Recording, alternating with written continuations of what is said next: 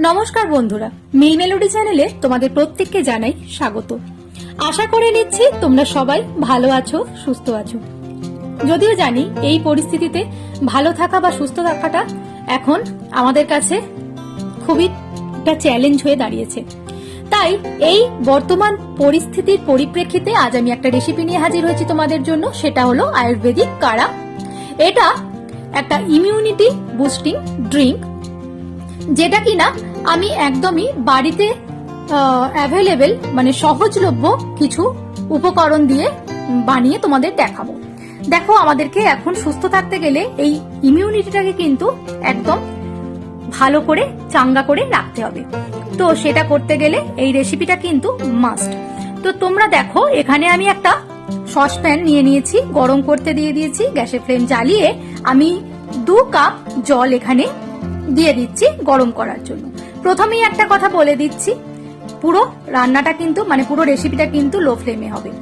এখানে আমি দেখো নিয়ে নিয়েছি কিছুটা দারচিনি, 10 থেকে 12টা গোটা গোলমরিচ, কিছুটা আদা অল্প একটু পরিমাণ, আর নিয়েছি একটা তেজপাতা। যেহেতু আমি 2 কাপ চা বানাবো সেই হিসেব করে আমি নিয়েছি। তো এবারে আমি সবার প্রথমে তেজপাতাটা দিয়ে দিলাম, আর এখানে নিয়েছি 4 থেকে 5টা লবঙ্গ আর কিছুটা গুড়। তো তোমাদের কাছে যদি পাউডার গুড় থাকে সেটাও নিতে পারো, বা যেরকম গুড় থাকবে। এবার আমি এখানে লবঙ্গগুলো দিয়ে দিলাম। এখানে দেখো যে দারচিনি, গোলমরিচ আর আদা রয়েছে, এগুলোকে আমি হামাল দিস্তায় পিষে নেব। প্রথমেই আদাটাকে পিষে এখানে অ্যাড করে দিলাম।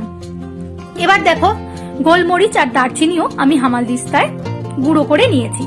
এবার এখানে আমি দিয়ে দিচ্ছি। যদি তোমাদের কাছে দারচিনি পাউডার বা গোলমরিচের পাউডার থাকে সেটাও তোমরা ইউজ করতে পারো। তো এই লো ফ্লেমেই রান্নাটা আমি করছি। এবার আমি এখানে গুড়টা অ্যাড করে দিলাম।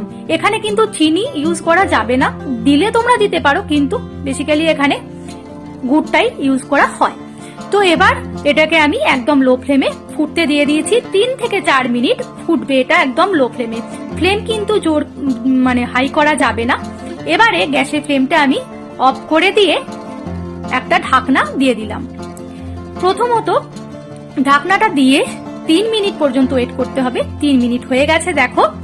এবার কাড়াটা রেডি আছে, তবে এখনো একটা সিক্রেট আছে যেটা তোমাদের আমি বলছি এখন। এবার দেখো, একটা কাঁচের গ্লাসে আমি কাড়াটাকে ছেঁকে নিচ্ছি। পুরো কাড়াটা আমি কিন্তু এখন ইউজ করছি না, কারণ তোমাদেরকে আরো একটা রেসিপি এরই মধ্যে আমি শেয়ার করে দেব। আর কাড়াটা এবার আমি একটা কাঁচের গ্লাসে নিয়ে নিলাম। নেয়ার পরে আমি এখানে হাফ টিস্পুন দিয়ে দেব মধু। তো মধুটা কিন্তু অতি অবশ্যই দিতে হবে, যেটা কিনা গলার জন্য কিন্তু খুব খুব উপকারী। তো এই মধু কাফ অ্যান্ড কোল্ডের জন্য কিন্তু খুব ভালো।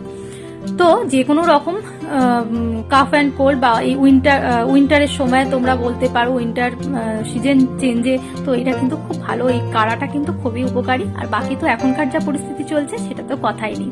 এবার ওটা আমি আলাদা করে রেখে বাকি যে কাড়াটা ছিল, যারা কিনা চা ছাড়া একদমই কোনো কিছুই ভাবতে পারেন না, চা ছাড়া তাদের কোনো কিছুই ভালো লাগে না, কাড়া তো দূরের কথা।